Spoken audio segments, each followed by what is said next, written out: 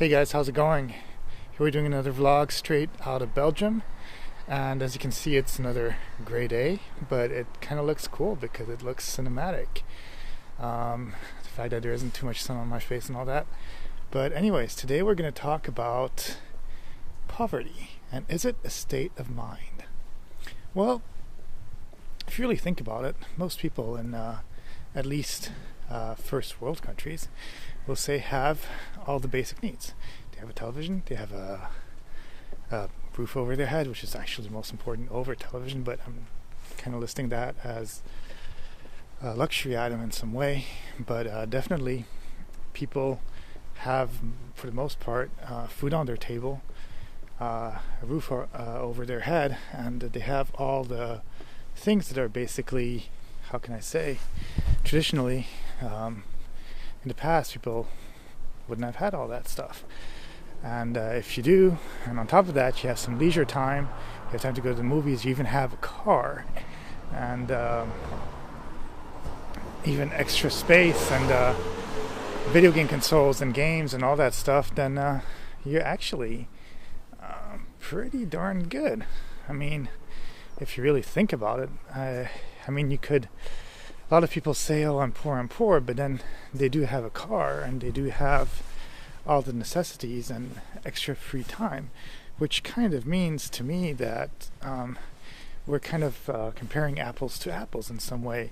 Yeah, maybe you're not able to buy a BMW, or to the extreme a Porsche or Ferrari or something like that, but at the same time, if you really think about it, as long as you have a roof under your head, food, a bed, clothed, all the perfect and beautiful amenities that happen within a city, which basically means that you have all the modern stuff, then are you really that poor? If you really think about it, I don't think so. I think that we kind of get greedy and we kind of look at what other people have and we kind of get jealous in some way. But in today's society, for example, especially in Los Angeles, which is kind of strange, I used to be on the bus for many years. When I was a student, as an international student, I was paying quite a lot of money, so in order to save in some way, and I knew that my routine was pretty much go to school and do some exercise in the evening and some acting stuff and all that, so I kind of knew my routine, so I felt that I didn't need a car and I was able to save money that way. But what was kind of interesting about that was that, well, when you're taking the bus, you're walking all the time in a city where not a lot of people walk, and you end up sometimes talking to homeless people. And something I did notice is that in a big city such as Los Angeles, nobody's starving, which is really good. I'm not saying that the homeless people are not poor. They're definitely poor and they're in poverty and they're not comfortable.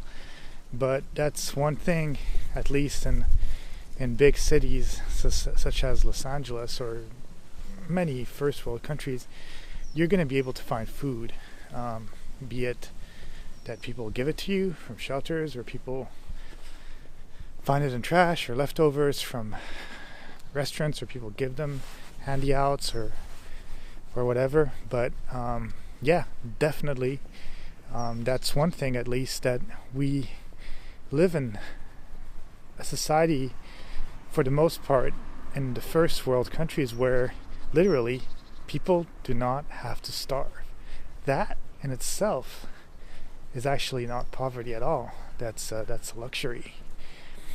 Now, of course, in the colder places, people who are homeless will maybe die of cold weather. They freeze to death. In New York, a lot of homeless people die during the winter seasons because it gets that cold, and yeah, that's not good, obviously.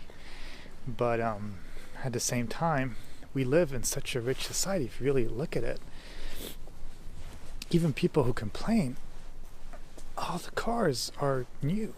There's no car that's, at least especially like in a place like Belgium, there's this law that no car can be more than 20 years old. Oh, yeah, that's about it. So the thing is that no car will ever be older than in 1998. So the reason that they do that is that they want you to buy new cars.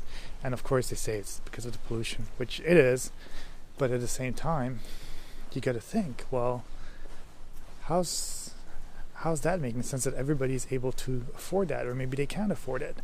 I did read an article saying that most people in America do not have more than $1,000 in their bank account, but that's the reason for that is basically because the way that the society in America is made is that it's built on credit. So it's everything that you have in your daily life is basically built on credit. So what it means is that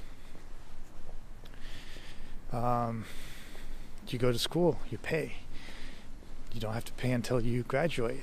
You, for example, don't need to do any of that stuff. And then at the same time, when you want to get a car, well, not a problem, just get a lease. Same thing with phones. You just lease them. You don't actually need to buy them. And the reason that it's kind of a catch-22 is that, yeah, you can get all the stuff that you want. If you want a nicer car, something that you can't really afford, you can get it on the lease. It's not yours at all. But what it does is that it forces people to spend more and more and more. And then the other thing that happens is, and I think that's why a lot of people think that they're poor, whereas they're actually middle class and even almost upper class, and they all actually have all the stuff that they want, is that they compare themselves to people who are the 1%, which have huge houses and all these luxury cars, and then on top of that, commercials and TV and music videos and movies have all this product placement, and people just want to imitate, and they want to have this, they want to have that, they want to have all these things that they don't really need. You want to have all the latest fashion and all these things, and it's just ridiculous. Paying $150 for a made in China Nike shoe doesn't make sense. You could probably have the same thing with a knockoff or something that's still good quality but at a much cheaper price. But people have that in their head that they need, in order to be happy, to have this latest thing, such as the iPhone. If you really think about it, I mean, since the iPhone 4, which came out about 10 years ago, we'll say something like that, maybe about 8 years ago, it hasn't really evolved. The phone doesn't really do much more than it did back then. It's software updates, and yeah, the games might be a bit better. There's hyper reality, which lets you have like funny eyes and stuff like that. But in essence, the phone itself, take an iPhone 4, you can log on to Netflix, you can surf the internet, you can make calls, you can have Google Maps on it. It's the same thing, and it also has a charge, and it has a good display, and maybe it's not a Retina display, but honestly I can't really tell much of a difference. But the problem is that we're basically, it's a combination of the fact that we're in a consumer society that makes us want to have the latest things all the time, and then if you can't really keep up with that, then you figure that you're poor. But then at the same time, we're in a society where they advertise all this stuff, and people go and have Starbucks every day, and they basically say that they're always poor, but then they're using their money in microtransactions of $5 at a time, and basically spending $1,000 in food, which is ridiculous. You know, they could just cook, or they could make their own tea. But that's my little rant, and just wanted to say, have a great day, and hopefully enjoy your Christmas period. I'm trying to do my best here. Bye, guys.